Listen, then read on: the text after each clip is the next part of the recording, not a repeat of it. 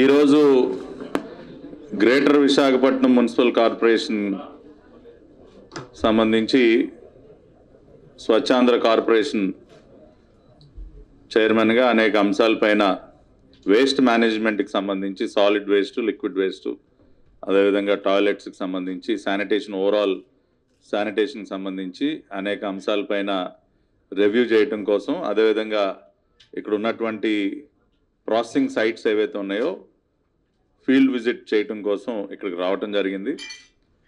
GVMC కార్యాలయంలో ఇప్పటి వరకు ఉన్నతాధికారులతో అదేవిధంగా ప్రజాప్రతినిధులందరితో కలిసి ఈ waste management, solid liquid waste ఓవరాల్గా అంతా కూడా రివ్యూ చేయటం జరిగింది.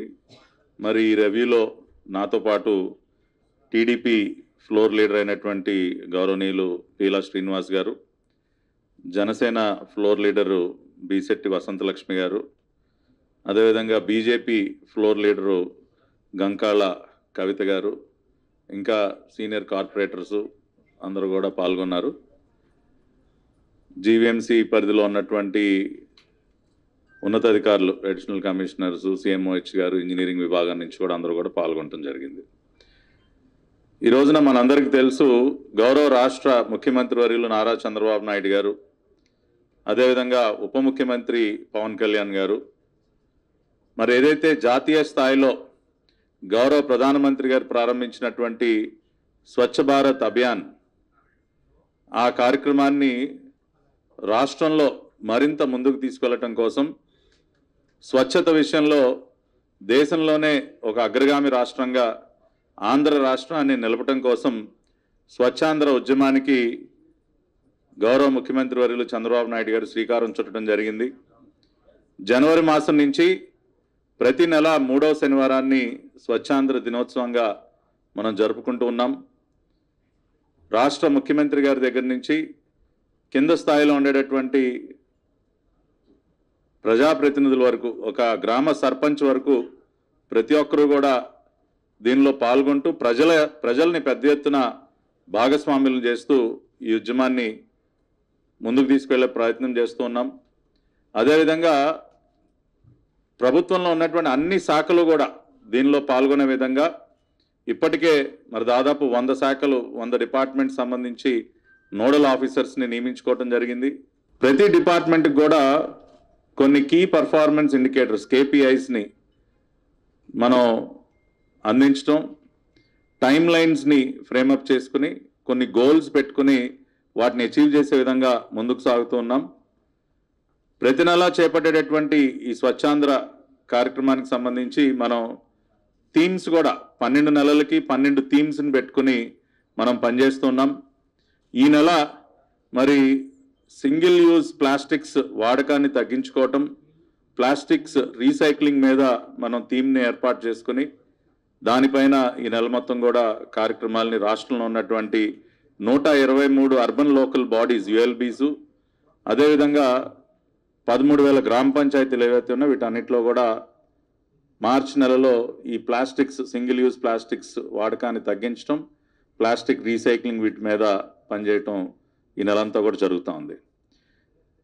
జీవీఎంసీకి సంబంధించి మరి ప్రతిరోజు దాదాపుగా 1100 టన్నుల చెత్త ఏదైతే విశాఖపట్నం, గ్రేటర్ విశాఖపట్నం ప్రాంతం నుంచి ఏదైతే వస్తుందో దానిని ఏ రోజు చెత్తని ఆ రోజు ప్రాసెస్ చేయటం కోసం మరి ఆనాడు చంద్రబాబు నాయుడు గారు చూపించినటువంటి చొరవతో మరి విశాఖపట్నానికి దగ్గరలోనే మనం ఒక వేస్ట్ ఎనర్జీ ప్లాంట్, చెత్త నుండి విద్యుత్ ఉత్పత్తి చేసేటటువంటి ఒక ప్లాంట్ని మనం ఏర్పాటు చేసుకోవడం జరిగింది.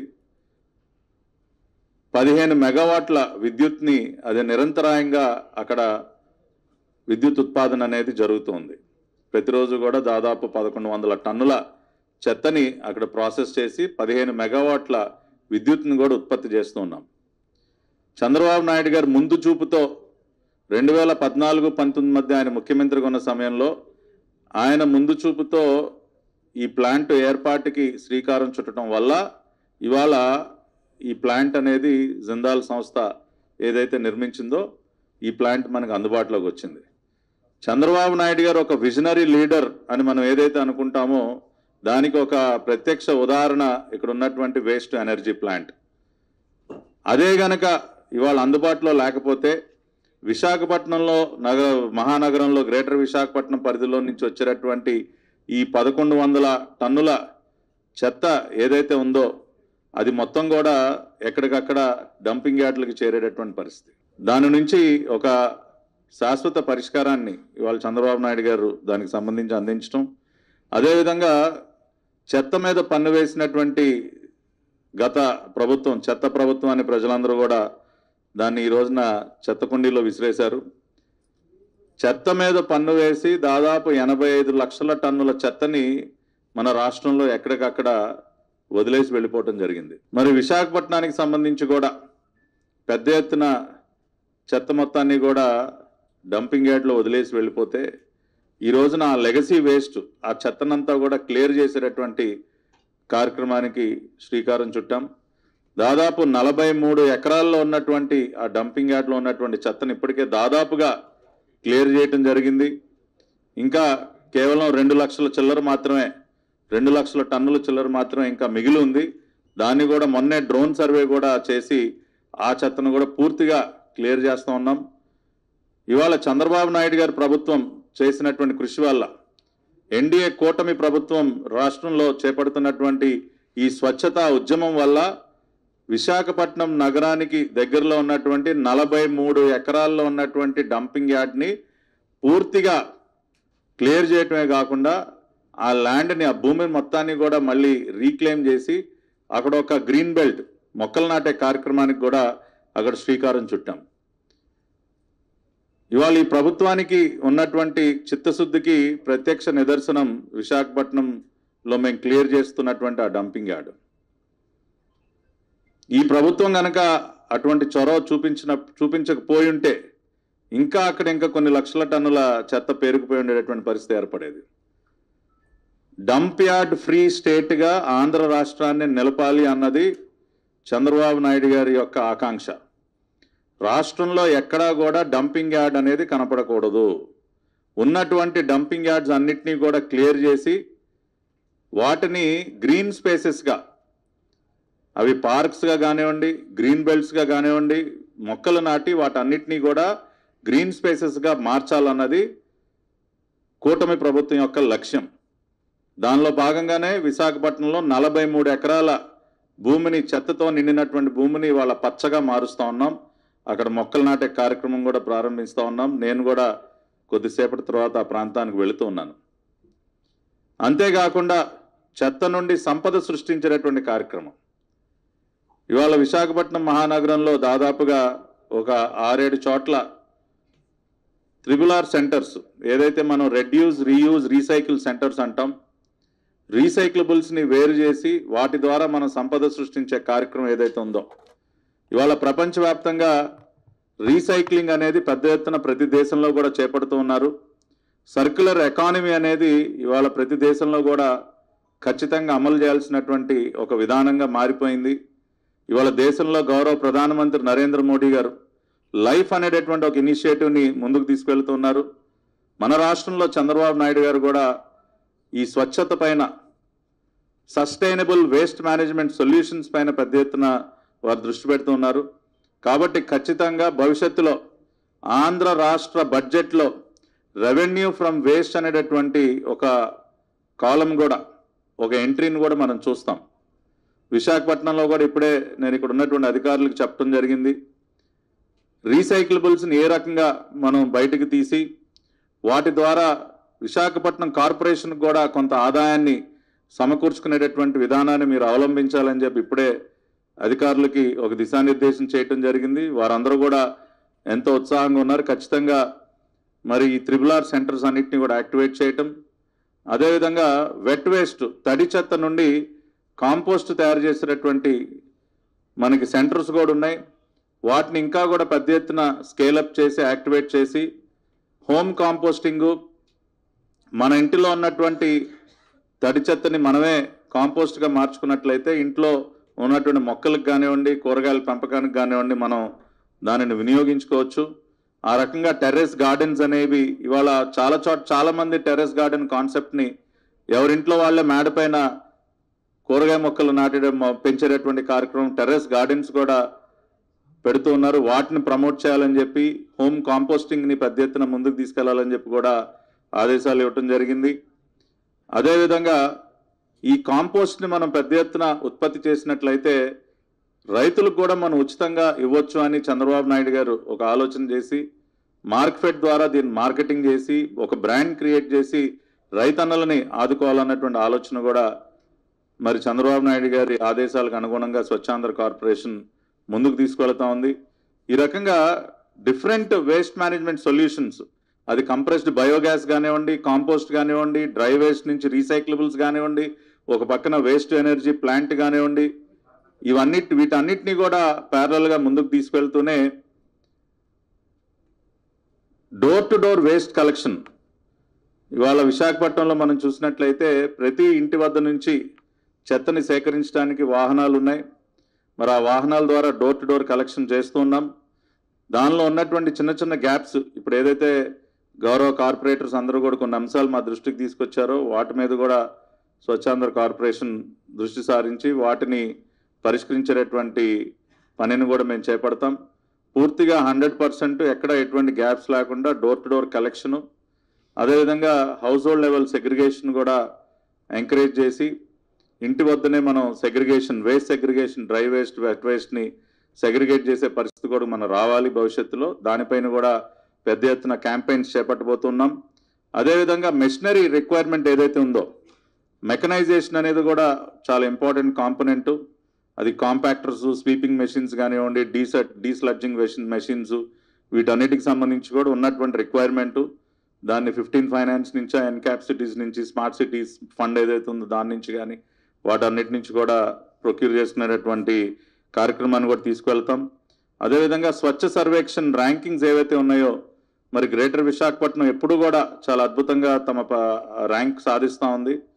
ఈసారి ఇంకా మెరుగుపరుచుకుని గతంలో మరి 4వ ర్యాంక్లో మనం ఉన్నాం, దాన్ని ఇంకా మెరుగుపరుచుకుని భవిష్యత్తులో దేశంలోనే అత్యంత పరిశుభ్రమైనటువంటి నగరంగా స్వచ్ఛతా ర్యాంకింగ్స్లో నెంబర్ 1 స్థానంలో విశాఖపట్నాన్ని నిలపడానికి కావలసినటువంటి సహకారాన్ని, పూర్తి సహకారాన్ని స్వచ్ఛాంధ్ర కార్పొరేషన్ అందిస్తుందని కూడా ఈ రోజున మేము తెలియజేయటం జరిగింది. అన్ని విధాలుగా కూడా స్వచ్ఛత విషయంలో ఒక రాజీ పడిన విధంగా గౌరవ ముఖ్యమంత్రి గారు, ఉప ముఖ్యమంత్రి గారు అందరూ కూడా ప్రణాళికలు సిద్ధం చేసుకుని ముందుకు వెళ్తున్నారు. కాబట్టి ఈ అన్ని అంశాల మీద కూడా దృష్టి పెట్టాం.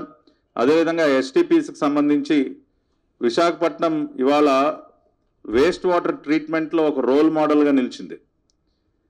గతంలో చంద్రబాబు నాయుడు గారు ప్రభుత్వం తీసుకున్నటువంటి చొరవతో ఇక్కడ ఉన్నటువంటి పరిశ్రమలకి టెరిషరీ ట్రీట్మెంట్, అంటే వేస్ట్ వాటర్ని మనం ఆల్మోస్ట్ త్రాగునీరు స్థాయికి తీసుకువెళ్ళి ఇక్కడ ఉన్నటువంటి పరిశ్రమలకి ఆ వాటర్ని అందించడం ద్వారా ప్రతి సంవత్సరం కూడా 30 కోట్ల రూపాయలు దాదాపు గ్రేటర్ విశాఖ మున్సిపల్ కార్పొరేషన్కి డ్రైన్ వాటర్, సివేజ్ వాటర్ నుంచి ఆర్జించేటటువంటి పరిస్థితి వాళ్ళు వచ్చిందంటే దానికి గతంలో చంద్రబాబు నాయుడు గారు చూపించినటువంటి చొరవ.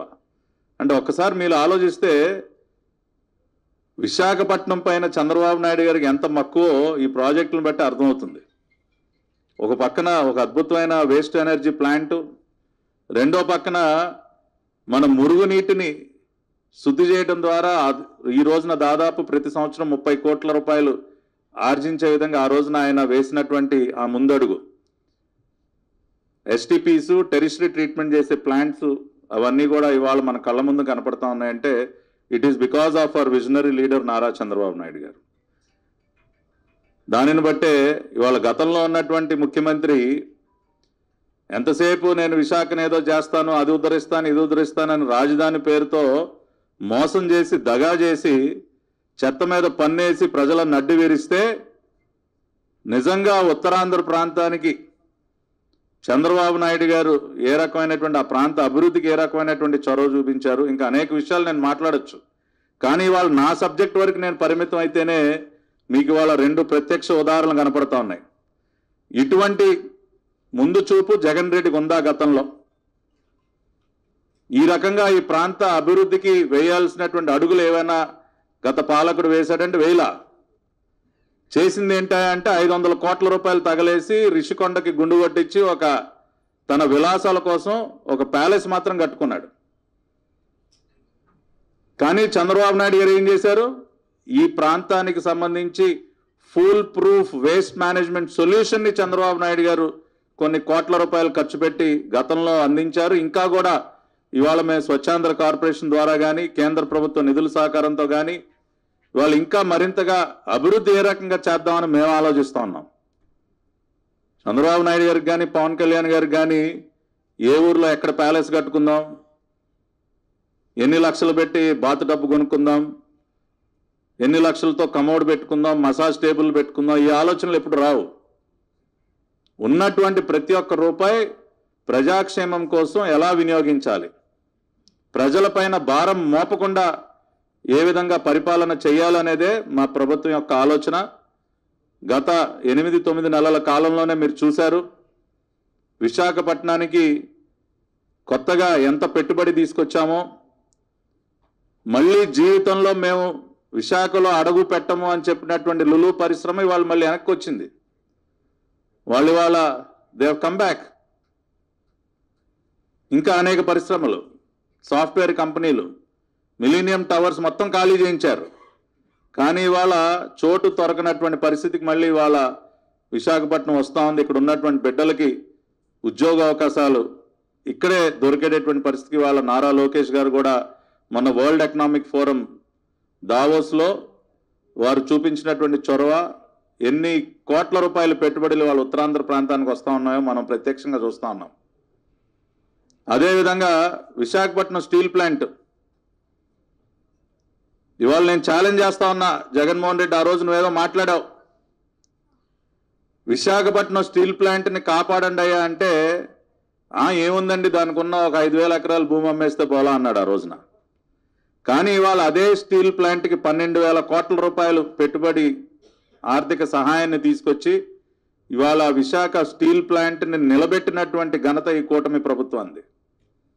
విశాఖ ఉక్కు ఆంధ్రుల హక్కు అని ఆ రోజున పోరాడి తెచ్చుకున్నటువంటి సంస్థను ఈ రోజున మేము కాపాడుకున్నాం. ఇవాళ విశాఖ ప్రజల యొక్క పోరుబాటుతో ఆ రోజున ఏర్పడినటువంటి సంస్థను ఇవాళ నిలబెట్టాం. కానీ ఇవాళ ఆ రకంగా చెప్పుకోవటానికి, విశాఖ నగరాన్ని ఇదిగో ఇది నేను చేశానని చెప్పుకోవటానికి మన కళ్ళెదురుగుండా తన విలాసాల కోసం కట్టుకున్నటువంటి ఆ రిషికొండ ప్యాలెస్ తప్పితే ఏది కూడా ఇవాళ వాళ్ళకు లేదు. ఉత్తరాంధ్ర ద్రోహులుగా ఇవాళ రాష్ట్ర చరిత్రలో వైసీపీ నాయకులు కానీ పూర్వ ముఖ్యమంత్రి పులివెందుల శాసనసభ్యుడైనటువంటి జగన్మోహన్ రెడ్డి కానీ మిగిలిపోతాడు.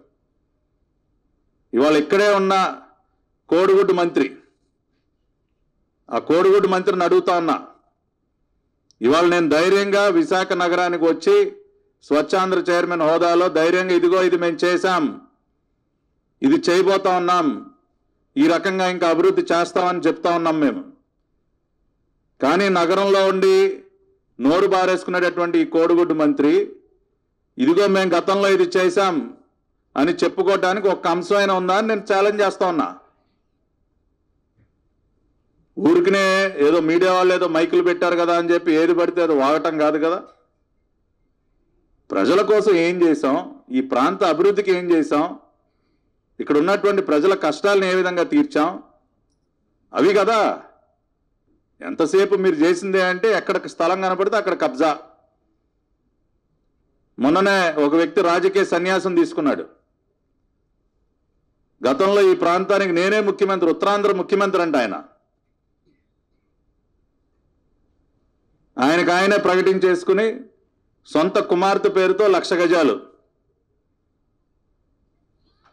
ఆయన చేసినటువంటి భూ కబ్జాలు. ఇవాళ మా మూర్తి యాదవ్ అని లేరు, ఆయన కూడా పాపం పెద్ద ఎత్తున పోరాడారు దానిపైన. అంటే ఇవాళ వైసీపీ నాయకులు ఎవరైనా సరే విశాఖ నగరానికి ఉత్తరాంధ్ర ప్రాంతానికి ఏం చేశారా అని ఒకసారి ఆలోచిస్తే భూ కబ్జాలు, లూటీలు, దోపిడీలు, బ్లాక్ మెయిలింగ్లు తప్పితే ఏమీ లేదు. ఇవాళ అందుకనే ప్రజలు అంత పెద్ద ఎత్తున తిరగబడి వాళ్ళకి తగిన బుద్ధి చెప్పారు. ఇంకా కూడా సిగ్గు లేకుండా నాకు కుర్చీ కావాలి, ఎంతసేపు కుర్చీయే, తండ్రి పార్థివ దేహాన్ని పక్కన పెట్టుకుని ఆ రోజున కుర్చీ కోసమే పాకులాడాడు. పాదయాత్రలో ఇంటింటికి వెళ్ళి కుర్చీ కుర్చీ కుర్చీ అని తిరిగాడు. ఇవాళ మళ్ళీ ఇంకో కుర్చీ కావాలంట ఆయనకి. సో ఈ విధంగా పరిస్థితులు ఉన్నాయి. ఏదేమైనా గతం అయిపోయింది. ప్రజలు ఇవ్వాల్సినటువంటి తీర్పు ఇచ్చేశారు. ఇవాళ జీవీఎంసీ పరిధిలో ఖచ్చితంగా ఇంకా విశాఖ నగరం అనేది ఒక వరల్డ్ క్లాస్ సిటీగా, ప్రపంచ స్థాయిలో అనేక మహానగరాలకి ఉన్నటువంటి ఇన్ఫ్రాస్ట్రక్చర్ ఏ విధంగా ఉంటుందో ఆ రకమైనటువంటి ఇన్ఫ్రాస్ట్రక్చర్ ఇక్కడ క్రియేట్ చేయడానికి ఈ ప్రభుత్వం చిత్తశుద్ధితో ఉంది. మాకు సంబంధించి మేము sustainable waste management solutions, latest technologies, ఇందాకే చెప్పాను నేను, డ్రోన్స్ని కూడా మనం ఉపయోగించి శానిటేషన్ సర్వేకి విశాఖ నగరంలో డ్రోన్స్ను వినియోగించడానికి ఒక పైలట్ చేయాలని చెప్పి కూడా ఇక్కడ అధికారులకు చెప్పడం జరిగింది. వారు కూడా తక్షణమే దాన్ని ముందుకు తీసుకెళ్తామని చెప్పారు. అట్లా లేటెస్ట్ టెక్నాలజీస్ని కూడా వినియోగించుకుంటాం. అదేవిధంగా ఇక్కడ ఉన్నటువంటి కమాండ్ కంట్రోల్ సెంటర్ ఏదైతే డేటా క్యాప్చరింగ్ ఏదైతే ఉందో దాన్ని ఇంకా మెరుగుపరుచుకుని రాష్ట్ర స్థాయిలో మాకున్నటువంటి డేటా సెంటర్తో ఇంటిగ్రేట్ చేసుకుని కమాండ్ కంట్రోల్ సెంటర్తో ప్రతినిత్యం మానిటర్ చేసి ఇక్కడ 100% full proof waste management systems ఉండే విధంగా స్వచ్ఛాంధ్ర కార్పొరేషన్ పనిచేస్తుందని చెప్పి తెలియజేస్తూ, మరి ఇటువంటి రివ్యూస్ పీరియాడిక్గా మేము చేస్తాం. అదేవిధంగా ఇక్కడికి వచ్చినటువంటి ప్రజాప్రతినిధులు అందరూ కూడా వారికి ఉన్నటువంటి ఇంకా అనేక ఇష్యూస్ని మా దృష్టికి తీసుకురావడం జరిగింది. మరి భవిష్యత్తులో ఒకసారి మళ్ళీ ఇవాళ గౌరవ శాసనసభ్యులు అందరూ కూడా అసెంబ్లీ సమావేశాల్లో ఉన్నారు కాబట్టి మళ్ళీ ఒక 2 నెలల తర్వాత మళ్ళీ శాసనసభ్యులు అందరితో కలిసి ఒక పూర్తి స్థాయిగా రివ్యూ మళ్ళీ ఒకసారి చేసుకుని వేస్ట్ మేనేజ్మెంట్కి సంబంధించి ఒక రోల్ మోడల్గా స్వచ్ఛ సర్వేక్షణ్ ర్యాంకింగ్స్లో విశాఖ నగరం ఒక నెంబర్ 1 నగరంగా నిలిచే విధంగా అన్ని రకాలుగా స్వచ్ఛాంధ్ర కార్పొరేషన్ కృషి చేస్తుందని చెప్పి మీడియా ద్వారా విశాఖ నగర ప్రజలకి, ఉత్తరాంధ్ర వాసులందరికీ కూడా తెలియజేస్తూ, మరి ఈ రోజున ఈ రివ్యూని ఇంత చక్కగా ఏర్పాటు చేసినటువంటి ఉన్నతాధికారులందరికీ, మరి ఈ రివ్యూకి విచ్చేసినటువంటి నా సహచర మిత్రులు, టీడీపీ, జనసేన, బీజేపీకి చెందినటువంటి సీనియర్ నాయకులు, కార్పొరేటర్లు అందరికీ కూడా హృదయపూర్వకంగా ధన్యవాదాలు తెలియజేసుకుంటూ సెలవు తీసుకుంటా ఉన్నాను. ఇప్పుడు ఆ హయాంలో వచ్చిందా? అంతకుముందు మేము తీసుకున్నటువంటి ఇనిషియేటివ్స్ ద్వారా వచ్చింది అది. బ్లూ ఫ్లాగ్ అనేది గతంలో మేము ఆ రిషికొండ బీచ్ని అభివృద్ధి పరిచి దాన్ని ఒక స్థాయికి తీసుకొచ్చి దాన్ని ప్రమోట్ చేసి ఇవన్నీ చేయటం వల్ల అది వచ్చింది. కానీ గత ప్రభుత్వం మళ్ళీ దాన్ని మెయింటైన్ చేయాలి కదా. కనీసం టాయిలెట్స్ కూడా మెయింటైన్ చేయకుండా దాని ఇష్టాన్ని, వాళ్ళ దృష్టి అంతా ఎంతసేపు ఆ రిషికొండ బీచ్ పక్కన ఒక బీచ్ ఒడ్డును గోడ కట్టారు కదా. ఇప్పుడు మా హయాంలో పోయింది అంటే గత ప్రభుత్వం ఒక నిర్వహణ పరిస్థితి ఏర్పడింది. ఇప్పుడు గత ప్రభుత్వం బీచ్ దగ్గర ఏం చేసిందండి? గోడ కట్టింది, స్థలం కబ్జా చేసే ప్రయత్నం చేసింది. వాళ్ళ దృష్టి అంతా దాని మీద ఉండేది. ఎవరైనా బీచ్ ఒడ్డున గోడలు కడతారా? బీచ్ ఒడ్డున కబ్జాలు చేస్తారా? వాళ్ళ దృష్టి అంతా కబ్జాలు, లూటీలే కదా. కానీ ఇవాళ మేము అన్నీ సరి చేస్తూ, ఇందాక రివ్యూలో ఆ అంశం మీద కూడా మేము మాట్లాడాం. మోడర్న్ అమ్యూనిటీస్, వరల్డ్ క్లాస్ డిజైన్తో అక్కడ టాయిలెట్స్ గారు అవన్నీ కూడా పెట్టాలని చెప్పి ముఖ్యమంత్రి గారు ఆదేశించారు. ఇందాక రివ్యూలో కూడా స్పెసిఫిక్గా నేను దాని మీద మాట్లాడటం జరిగింది. మళ్ళీ బ్లూ ఫ్లాగ్ సర్టిఫికేషన్ అది వస్తుంది, అతి త్వరలోనే వస్తుంది. అక్కడ ఉన్నటువంటి అమ్యూనిటీస్ అన్ని పెంచుతాం. ఏపీ టూరిజం కందుల దుర్గేష్ గారు దాని మీద దృష్టి పెట్టారు. ఏపీ టీడీసీ వాళ్ళకి ఆల్రెడీ సీఎం గారు ఆదేశాలు ఇచ్చారు. స్వచ్ఛాంధ్ర కార్పొరేషన్ తరఫున మేము ప్రొవైడ్ చేయాల్సిన అమ్యూనిటీస్ కూడా మేము చేస్తాం. ఆపరేటర్లు, ఫ్లోర్ లీడర్లు వారందరినీ పిలిచింది కూడా దాని గురించే. వారందరూ కూడా ఇంకా ఉన్నటువంటి చిన్న చిన్న లోపాలన్నీ కూడా నా దృష్టికి తీసుకొచ్చారు. వాటన్నిటినీ కూడా సరి చేసుకుంటూ ముందుకు వెళ్తా ఉన్నాం. జీవీఎంసీ పట్ల మాకున్నటువంటి చిత్తశుద్ధి ఏంటో, గతంలో చంద్రబాబు నాయుడు గారు ఎటువంటి నిర్ణయాలు తీసుకోవటం వల్ల ఇవాళ ఎటువంటి ప్రాజెక్ట్స్ జీవీఎంసీకి వచ్చాయో నేను ఇప్పుడే మీకు అందరికీ వివరంగా చెప్పాను. భవిష్యత్తులో కూడా GVMC will be our top priority. Financial క్యాపిటల్గా దీన్ని ఒక వరల్డ్ క్లాస్ సిటీగా మార్చాలన్నది చంద్రబాబు నాయుడు గారి ఆలోచన. ఆ రోజున హుదూద్ సందర్భంగా ఈ నగరాన్ని ఏ విధంగా అయితే ఆదుకుని మళ్ళీ తిరిగి నిలబెట్టారో, గత పాలకుల యొక్క నిర్వాహకం వల్ల పూర్తిగా ఒక విధ్వంసానికి గురైనటువంటి ఈ ప్రాంతం, లూటీకి గురైనటువంటి ఈ ప్రాంతాన్ని తిరిగి నిలబెట్టే బాధ్యతని కూటమి ప్రభుత్వం సీరియస్గా తీసుకుంది. అందుకనే ఇవాళ మేమందరం వచ్చి ప్రత్యక్షంగా ఇక్కడ అన్ని కూడా చూసి వీటిని ఎక్కడెక్కడ ఏమేమి సరి చేయాలో అవన్నీ కూడా చేసేటటువంటి పనికి శ్రీకారం చుట్టాం. ఇస్తే ఖచ్చితంగా నెంబర్ 1 ర్యాంక్ వెళ్తాం. కాబట్టి ఈ గ్యాప్స్ అన్ని కూడా మేము ఐడెంటిఫై చేసి మళ్ళీ సంబంధిత అధికారులకు తెలియజేయటం కానీ ఇవన్నీ కూడా చేస్తాను. భవిష్యత్తులో కూడా మీరు ఖచ్చితంగా ఎక్కడన్నా లోపం ఉంటే మీరు వార్త రాయొచ్చు, నిర్మోహమాటంగా మాకు తెలియజేయచ్చు. మీరు ఆ రకంగా ఉంటేనే మమ్మల్ని మేము ఇంప్రూవ్ చేసుకోవడానికి స్కోప్ ఉంటుంది. మీడియా కేవలం ఏదో ఒక భజన చేయడానికి మాత్రమే, ఏదో ఊరికనే పొగడతలకు మాత్రమే అంటే అది కాదు. ఖచ్చితంగా ఉన్నది ఉన్నట్టు రాస్తేనే మీడియా వాళ్ళ డ్యూటీ వాళ్ళు పూర్తిగా నిర్వర్తించినట్టు. కాబట్టి మీరు అలాగే ఉండండి. ఇవాళ మీరు గట్టిగా ప్రశ్నలు అడగటం కూడా నాకు అది కూడా మంచి సంస్కృతే. ఎందుకంటే that is your job as a journalist. మీరు ఒక మీడియా సమావేశానికి వచ్చినప్పుడు ఖచ్చితంగా మీరు అడగాలి, సార్ ఇక్కడ ఇది ఉంది, ఇక్కడ ఇది ఉంది. మీ ద్వారా కూడా మేము చాలా తెలుసుకుంటాం. సో ఆ రకంగా కూడా ఖచ్చితంగా మీరు ఇచ్చినటువంటి సలహా సూచనలు కూడా మేము పాజిటివ్గానే స్వీకరిస్తాం. వాటిని సరి చేసుకునేటటువంటి ప్రయత్నం కూడా ఖచ్చితంగా చేస్తాం. స్వచ్ఛ సర్వేక్షణలో కూడా నంబర్ 1 ర్యాంక్ వెళ్ళాలంటే అది అంత ఈజీ పనేం కాదు. దానికి చాలా ఎఫర్ట్ పెట్టాల్సి ఉంటుంది. ఆ ఎఫర్ట్ కూడా మేము ఖచ్చితంగా పెడతాం. ఇప్పుడు మీరు అన్నారు కాబట్టి చెప్తున్నాను నేను. ఇదిగోండి, ఇవన్నీ మీడియాలో వచ్చినటువంటి వార్తలు నా బ్యాగ్లో పెట్టుకునే తిరుగుతాను నేను. విశాఖపట్నానికి సంబంధించి మీడియాలో వచ్చినటువంటి వార్తలు. సో ఇవన్నీ మేము సీరియస్గానే తీసుకుంటాం. సో ఇదేదో మీరు రాశారు, మేమేదో వీటిని పట్టించుకోమని మాత్రం అనుకోబాకండి. ఇవాళ నా చేతిలో ఉన్నటువంటి ఈ వార్తలే నిదర్శనం. నేను ఒకటి కాదు, అన్ని పేపర్ల వార్తలు నా దగ్గర పెట్టుకున్నా. So definitely we take a serious note of what ever observations the media is making and we initiate action also. అందుకని మీరు మీ పని మీరు నిర్మోహాటంగా మీరు చేయండి. మేము మా పైన ఎటువంటి బాధ్యత ఉందో దాన్ని నిర్వర్తించే బాధ్యతగా పని కూడా మేము స్వీకరిస్తాం. ఆ టైంలో మొత్తం చాలా చెట్లు ఇదైపోయి ఆ కరెంట్ లైన్లన్నీ ఇదై చేస్తున్నప్పుడు చంద్రబాబు నాయుడు గారు స్వయంగా కరెంట్ వాళ్ళకి మీరు చెట్లకు నష్టం కలిగించకుండా చేయండి, ఊరికనే మీరు రంపాలు పెట్టి మొత్తం కోసేయటం కాదు, నాకు ఏ చెట్టు కూడా అకారణంగా మీరు కొట్టకూడదని చెప్పి నా ఎదురుగుండా అన్న మాటలు నాకు గుర్తున్నాయి. కాబట్టి 100% మీరు చెప్పిన ఇష్యూ నేను తీసుకుంటాం. ఓకే.